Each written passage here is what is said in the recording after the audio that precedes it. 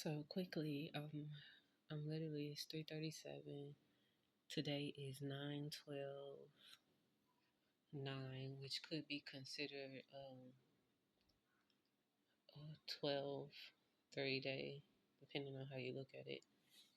Um, for me, it's something different as far as my personal day, and I was literally sitting here processing, perpetuating mother wounds and what that does, how that I don't want to say how it shows up, y'all, because if you recognize, like, with anything, stuff shows up for all of us differently in different ways at different rates. And I know that that's intentional, it's purposeful that way.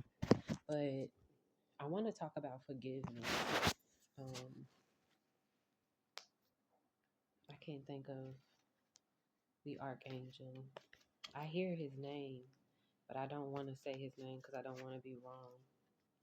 But there's an archangel that basically helps aid you with forgiveness and compassion and being at a certain rate with yourself. You'll recognize, ooh, make it personal. That's what I just heard, make it personal. Um, Sometimes y'all being vulnerable, it feels so, but a lot of the times you don't recognize how much people need to see the people that they don't believe have weak moments in a position of vulnerability, being honest and being human, having the openness and the willingness to share the truth behind what it is that we allow to be on this screen, even earlier. So the conversation started as I was meditating and I was basically documenting my dream. And I was having a whole conversation in my head, y'all. And I was basically talking about being a content creator. I came online and I shared, I'm not a content creator. And I felt so confident saying it because I knew what I meant by it. I meant that I'm not on here for all of this glitz and glam stuff, y'all. Like the electronics, I'm not the best at it. Um, I'm not the best at trying to like cut it up and following the trends. I don't do a lot of stuff and I'm not digging anything. I don't judge nobody for no reason. I don't have a reason to ever judge anybody. And I'm not going to bore myself with something that's like silly as that. So when I say things, I automatically put myself in a position to where I'm just being free and I don't really think about it, but I offended some people. So that's that part as far as like the content creation part. I'm posting content. I'm aware that that then makes me a content creator because I'm posting it at a certain rate to reach a certain group of people.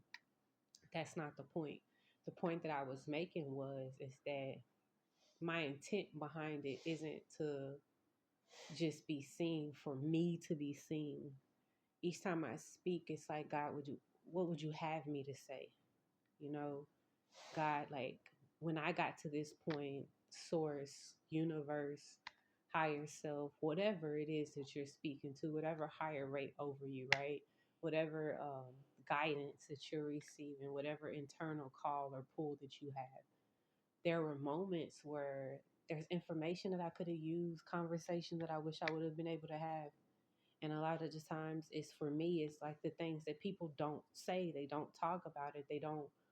I say the things that people are internally processing and they don't want other people to hear it. So I offend a lot of people. So I know one of the first things that I was revealed is like I'm not going to be liked by everybody, and I've been really, really comfortable in that place. It's definitely weird when you're dealing with friends because people decide to take offense first, and then that becomes a circumstance because they took offense, and people aren't emotionally intelligent enough to handle it, to communicate. 3, 4, 1. That is a big number for me, y'all. Um, to handle it in a certain way. And I know that I'm ranting because I was talking about mother wounds. But one of the biggest things that I recognized that I needed to do was, and I've been doing this shit for so long. I wrote my mom a letter when I went to Job Corps, and I basically told her that I was so upset and annoyed how people basically got to experience a version of my parents that I didn't get to see, that I didn't get to receive. and it bothered me. And I had always just had this rate of me that just wanted to get beyond the experiences that I've had. The only thing is that people play roles in our life and they kind of meet us at certain categories of purpose and what it is that they're in our life to do while we're on our mission. And a lot of the times when you're thinking about your family, depending on, the rates of healing that are required for you, a lot of the times you're looking at a situation to where they're there to teach you a lesson, and you expect the trauma to stop at some point because you start healing, but that's not always the case. And I know that everybody's circumstances isn't as extreme. And I also know that even with the rate that I've experienced, there are far worse cases that are out there. And the more I communicate, the more I open myself up, the more spirit allows me to see the turmoil, the walk that she's had with, you know, her babies, and that's a lot of things.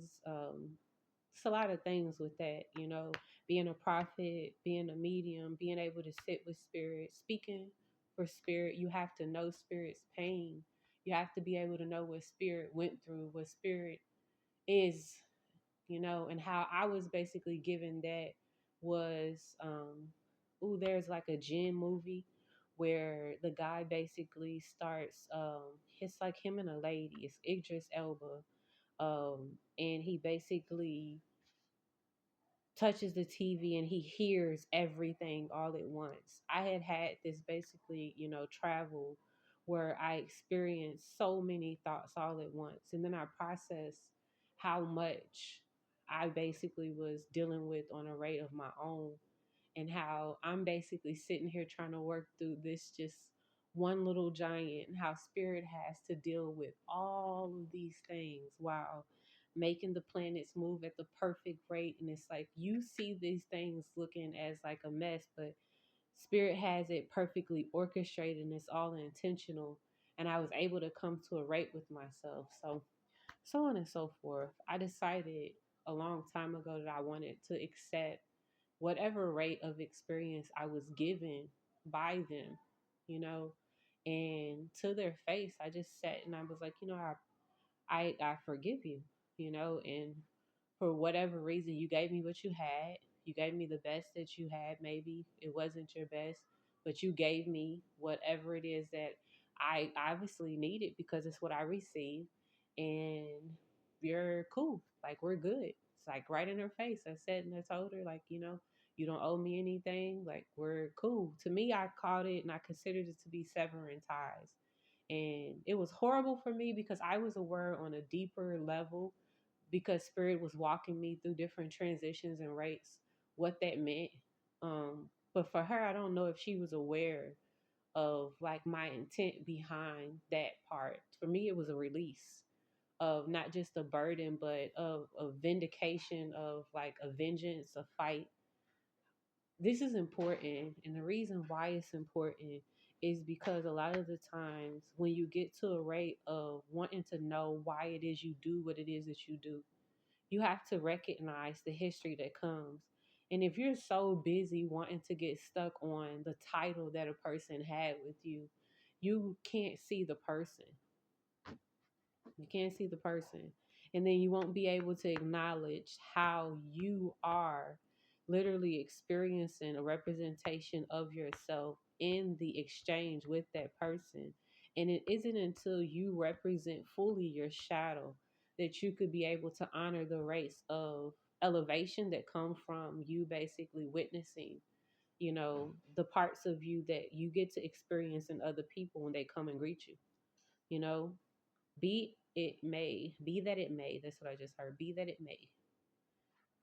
A lot of people choose to be at a rate where they're operating in a frequency that is very, very low, dormanted, not necessarily facilitating healing, or helping anybody. Okay, and I'm gonna let this like end out because I don't want to start talking and then it stops. So I'm gonna pause and I'm gonna come right on back.